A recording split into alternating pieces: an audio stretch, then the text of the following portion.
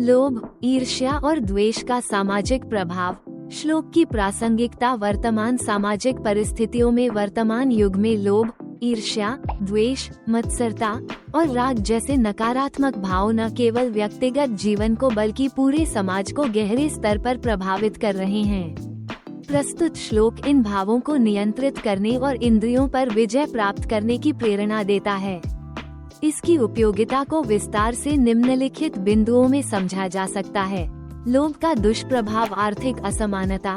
आज के उपभोक्तावादी समाज में लोभ आर्थिक असमानता और भ्रष्टाचार को बढ़ावा देता है। जब मनुष्य अपने लाभ की लालसा को नियंत्रित नहीं करता, तो समाज में नैतिक और सामाजिक संतुलन बिगड़ जाता है। लोभ पर नियंत्रण से एक समान और न्यायपूर्ण समाज का निर्माण संभव है। प्राकृतिक संसाधनों का अति शोषण। लोभ के कारण संसाधनों की असीमित मांग और उपयोग ने पर्यावरणीय संकट पैदा कर दिया है। यदि मनुष्य लोभ को नियंत्रित करे, तो प्राकृतिक संसाधनों का सतत उपयोग सुनिश्चित किया जा सकता है, जिससे भावी पीढ़ियों का भविष्य सुरक्षित होगा।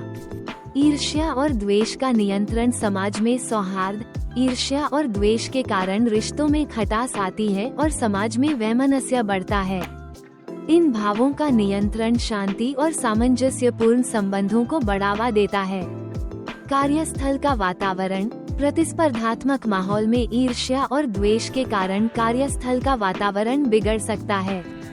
सकारात्मक दृष्टिकोण और धैर्य से इसे संतुलित किया जा सकता है, जिससे कार्य कुशलता और सहयोग बढ़ता है। मत्सरता और राग द्वेष का प्रभाव। सामाजिक संबंधों पर प्रभाव।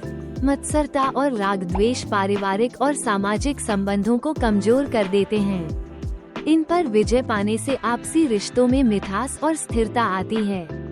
मानसिक स्वास्थ्य। ये नकारात्मक भावनाएं मानसिक तनाव और अवसाद का कारण बनती हैं। इनका त्याग करके मनुष्य मानसिक शांति और प्रसन्नता पा सकता है, जिससे उसका संपूर्ण स्वास्थ्य बेहतर होता है। शर्कोक्त धारणीय वेग और उनकी प्रासंगिकता। मन के वेग, क्रोध, भय और अभिमान जैसे भाव मनुष्य की निर्णय लेने की क्षमता को बाधित करते हैं। इनका नियंत्रण व्यक्तिगत और सामाजिक स्थिरता में सहायक होता है।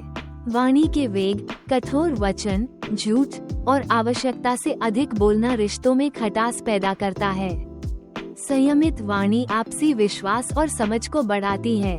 शरीर के वेग, हिंसा, अपराध और अन्य दुष्कृत्यों के बढ़ते मामलों को देखते हुए संयम और अहिंसा का पालन समाज के लिए आदर्श सिद्धांत हो सकते हैं। समाज के लिए आदर्श जीवन शैली का संदेश। धर्म, अर्थ और काम का संतुलन।